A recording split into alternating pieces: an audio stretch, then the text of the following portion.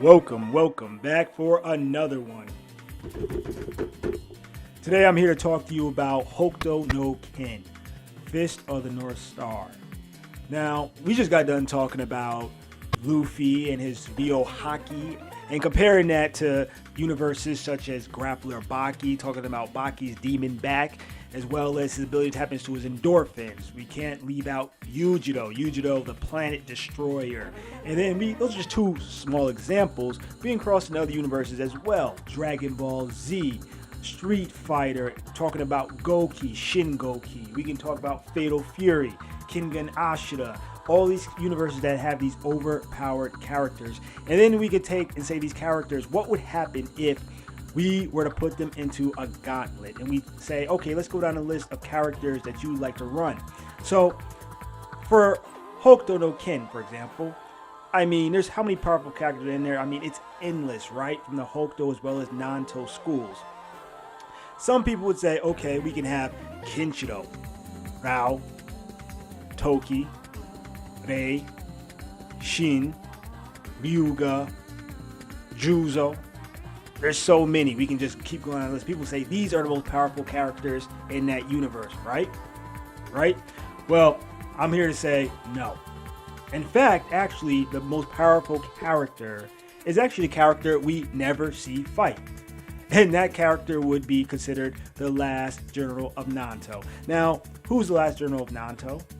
It'd have to be no other than the damsel in distress of the entire series, Yuria. Now, how on earth, you may say, can the damsel in distress, Yuria, the character we never see lift a finger, be the strongest, most powerful character? Well, let me first say this, right?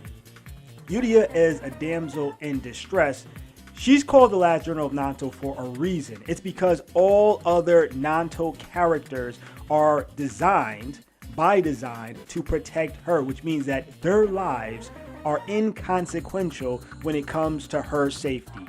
And this is what's very interesting about this. Not only that, but also we have to keep in mind that every single Hokuto character, actually that's a lie, but the main Hokuto characters, everyone from Toki to Rao to Kenshiro, are all waiting in line to throw their lives away if it means acquiring her.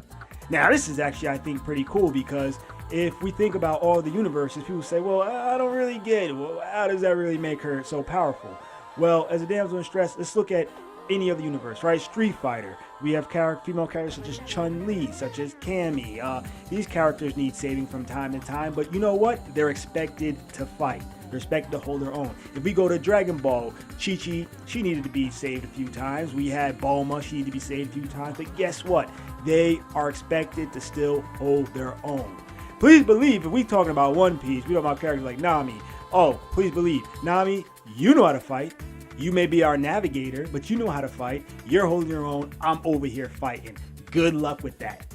We look at freaking Hokuto no Ken, Yuria. Now let's first get to the chase. Yuria has a very overpowered technique, and her powerful technique is one where she's able to penetrate the hearts and the souls of everyone around her. She can give off an aura where she can not only heal you, but she can basically instill courage inside of you that makes you want to throw your life away for her. Think about how scary Rao is, and think about the fact that his own henchmen were willing to throw their lives away in order to protect her. And then we gotta think about the fact that how many people died in that goddamn series just to protect her. Now, she's basically Ash Ketchum with the Pokeballs, because if you want to get to her, you can't do it. She's gonna throw every last character at you before you can get to her. She is literally the general. They don't call that for nothing. She sits behind on her desk, playing her harp, sad, lonely, wishing for a new world, while everyone else gets on the front lines and they basically fight and destroy each other. Now, I mean, in every other universe too, we also have to think about it, right? I mean, we even think about it for the fact that we have characters like Rao, for example. Rao, the guy who basically killed his own father, destroyed his own teacher, the Ryukin. No mercy from this guy. This guy beats down anybody that stands in his way. He even said he was willing to fight the gods. This guy said, Yuria, I want your life. This dude broke down crying, trembling and stuff. Probably pissed himself. You know, what is this feeling? I don't know what this is. Oh my goodness gracious, right? But then we have characters like Toki, for example. Toki, who is the most stoic character in the entire series. The dude is basically Jesus Christ as a master of martial arts. And this guy, even himself, right? The whole series, like, he seems to show almost no emotion. But when we have a scene where Rao, he's like, Yuria, you're mine. This dude literally squeezes and chokes the love out of Yuria. And then Toki comes up. Rao's like, Kenshiro? Toki's like, nah, man, it's me. Rao's like, man, what you want? Toki's like, man, if you don't let her go, you ain't gonna be fighting Kenshiro. You're gonna be fighting me. And I was like, Nani? Nandato? He's like, yeah, all right, fine. You can have this hoe. I'll get her back later anyways, right? And it's like, okay, you start to realize that all these guys have an eventual fight and conflict with each other. It's like a destiny. But the destiny, as you realize, it's all surrounding Yuria. It's all surrounding Yuria. Rao even says himself, his ambition surrounds Yuria. We even have characters like Juza, for example. Juza, oh my goodness, man. I was so heated, I gotta admit. Juza has the world, man. The dude has his harem. He has all the slurping and glurping he can ever want. The guy's living on cloud 9. He's like, why on earth would I throw my life away? You know what? I agree with him. Then these guys want to come talking about, yo, man, we need you to come do us a favor. It's like, what's the favor? We need you to sacrifice yourself. You just like, you see what I got going on here? You really think I'm going to give this up? You really think I'm going to give this up? You know what the world's like out there. It's crazy. I'm good. They're like, man, all right, we're going to kidnap him. They killed this guy in chains. Juza, this is how you know. Juza wasn't even trying to sway. He's like, listen, I'm not fighting. I don't care who you put in front of me.